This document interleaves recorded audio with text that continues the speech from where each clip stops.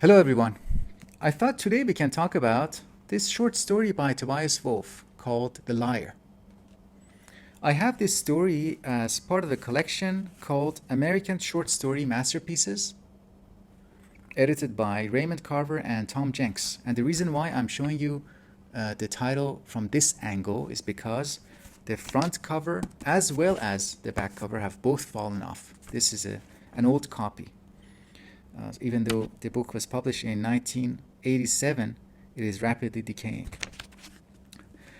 Anyways, so as I said, the Liar is in this collection, and it is the last story in the collection. It is a very short story, less than 20 pages long, but I think it would be very interesting to read, especially if you have an interest in psychology, in psychological questions, and if you have this inclination to analyze characters, to analyze symptoms, think about where does this symptomatic behavior, where does it come from? Where is the origin of this problem, behavioral problem, like lying? And analyzing, tracing perhaps a symptom to relationships between a person and their parents. The story is told from the point of view of the first person narrator, who is the liar of the story. His name is James, and there are a few other characters in the story, not many, maybe a handful more, including James's mother and his father, who has passed away recently, and a family friend named Dr. Murphy.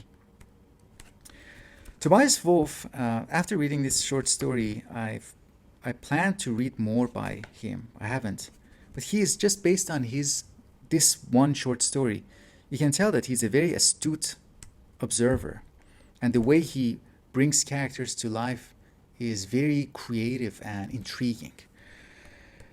For example, in his description of Dr. Murphy over family dinner conversation, we get this really quick, brief description of one of his flaws, that he gossips a lot. I'm going to quote this is the moment where James's mother is complaining about James and his persistent lying, and Dr. Murphy is also complaining about his son Terry. Quote, he, referring to Dr. Murphy, he drank a good deal of wine and persistently turned the conversation to the subject of his relationship with Terry. He admitted that he had come to dislike the boy. Then he mentioned several patients of his by name, some of them known to mother and me, and said that he disliked them too. So he's talking about all the people he dislikes, starting with his son.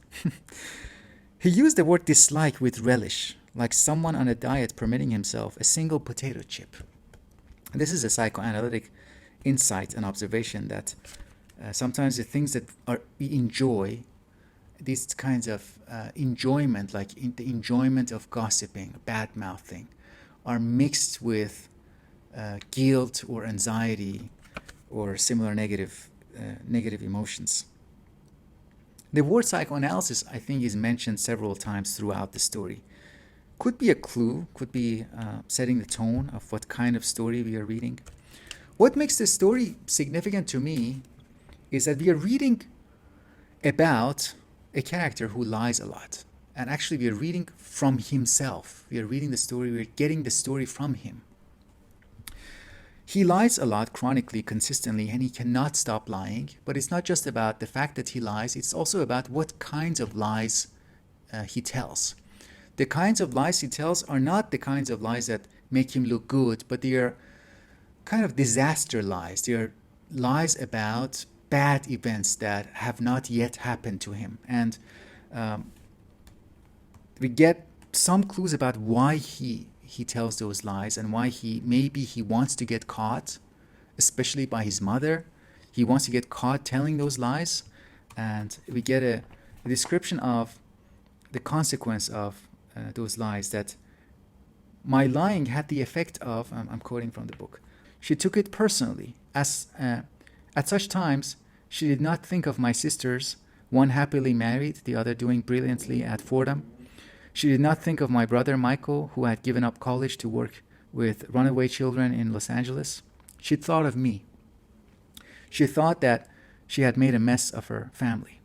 So maybe we get this one clue at least, that whenever James lies and gets caught lying, he gets the attention of his mother. We also get a really interesting description of James's father, who is in many ways an unreliable, inconsistent person. And we get a second-hand description of Dr. Murphy, who has a theory about James's father as someone who never pushed himself, never got really in contact with reality, never tried to find out about his limits. So James's father might also play a role in the emergence of lying as a coping mechanism. And it's really interesting that the problem is not solved at the end. We just get an image of what it is and what it might have emerged. And the story ends with James lying, and we get this image of things in a state of mess. He is in the middle of lying to a group of fellow travelers, and we get the impression of things are falling apart slowly. As I said, very interesting read. I think it's very worthwhile and short, so I would recommend it. And I think maybe from now on, I will occasionally talk about short stories, and I will include short stories as one of the things that I will talk about on this channel. Maybe from a psychological point of view, but we don't have to commit even to that. Thank you very much for your attention, and I will speak with you soon.